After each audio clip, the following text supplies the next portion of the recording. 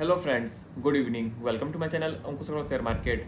बात होगी मार्केट की तो मार्केट इनडिसाइसिव है, not because of Iran and US पर। मेरे को लगता है कि जो अर्निंग का इम्पैक्ट है वो बहुत ज़्यादा अच्छा नहीं दिख रहा है, बिकॉज जो मार्जिन प्रेशर है वो कंपनी के रिजल्ट में दिख रहा है। और मार्जिन प्रेशर भी एक दो क्वार्टर में ठीक नहीं होगा, क्योंकि अगर कंपनी आज भी प्राइस हाइक करेगी और बोलेगी भाई इस दिन से हम लोग का ये प्रोडक्ट इतना महंगा होगा, then the problem will be resolve. But for now margin pressure तो हिट कर रहा है कंपनी को। और एक चीज़ अगर हम लोग देखेंगे तो जो यूएस और ईरान का जो वॉर है, अब ऑलमोस्ट 2 मंथ कंप्लीट हो चुके हैं।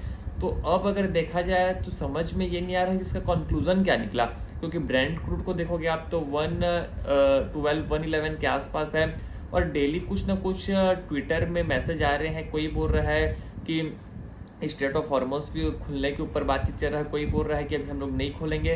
तो दोनों तरफ से एग्रेसिवली मैसेज आ रहे हैं, ट्वीट आ रहे हैं, लेकिन डिसाइसिवली बोलोगे मार्केट तो डिसाइसिवली मार्केट नहीं कर पा रहा। मार्केट बोल रहा है एक बार हम लोग देख लेते हैं क्या होता है, पॉज एंड रिफ्लेक्ट मोड में है। लेकिन फॉर द मोमेंट के लिए हम लोग क्या करना है, for us it's very early to say. But मेरे को लगता है कि अगर रिजल्ट किसी कंपनी के अच्छे आएंगे तो शेयर अच्छा खासा बढ़ जाएगा, और स्लाइटली एविडेंट भी है, बढ़ भी रहे शेयर के प्राइस। अगर आपको ऐसा कंपनी देखोगे जिसके रिजल्ट अच्छे आए हैं वो बढ़ भी रहे हैं, लेकिन जिसका मार्जिन का प्रेशर है, जिसमें मार्जिन हिट है, उसका शेयर ड्रैग भी होंगे, डाउन भी होंगे।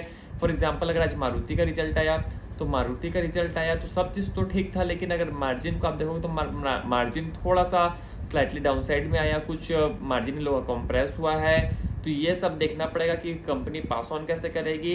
लेकिन अगर एक चीज़ और देखोगे तो कई दिन से लोगों के मन में था कि कल गवर्नमेंट कहीं ना कहीं पेट्रोल और डीजल के प्राइस हाइक कर सकते हैं। लेकिन आज गवर्नमेंट के ऑफिशियल्स बोले कि हम लोग पेट्रोल और डीजल को तुरंत में अभी हाइक नहीं करें, तुरंत क्या अभी कर ही रहनी है, ऐसा कोई नोटिस है ही नहीं, बोले कि निकाल ही रहनी है कि हम लोग डीजल और पेट्रोल का प्राइस हाइक करेंगे।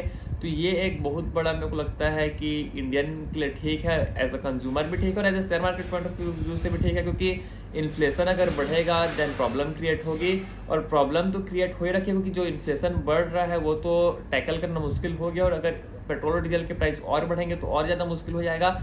लेकिन इसमें समझने वाली बात और क्या है, तो मेरे को लगता है कि जो डॉलर और रुपये का जो पैरिटी है उस वो फ़र्क हो रहा है, जो डिफरेंस है वो बढ़ते आ रहा है। तो बीच में 2-4 दिन रुपये जब स्ट्रेंथन हुआ तो एफआईआई वाले एक बार पॉज हो गए कि एक बार नहीं बेचते हैं। लेकिन जब से फिर ड्रैग हो रहा है रुपये की वैल्यू, फिर से आप देखोगे कि जो एफआईआई है सेलिंग मोड में आ गए हैं, तो कंटिन्यूसली सेलिंग कर रहे हैं एफआईआई वाले। लेकिन इसमें एक चीज़ ये भी है, as a trader as investor हम लोग को ये लगेगा कि भाई बेचेंगे तो बेचेंगे कितना। कभी भी कोई भी फॉरेनर जीरो नहीं करता है, तो कुछ ना कुछ तो बचाएगा। तो लेकिन ये देखना पड़ेगा कि कब वो सेलिंग पॉज करता है। और अगर रुपी में अगर स्ट्रेंथन हो जाता है, अगर रुपी इंक्रीज होता है, उसकी जो वैल्यू इंक्रीज होती है, तो मेरे को लगता है कि कहीं ना कहीं जो एफआईआई वाले हैं फिर उन लोग का मूड वापस आएगा।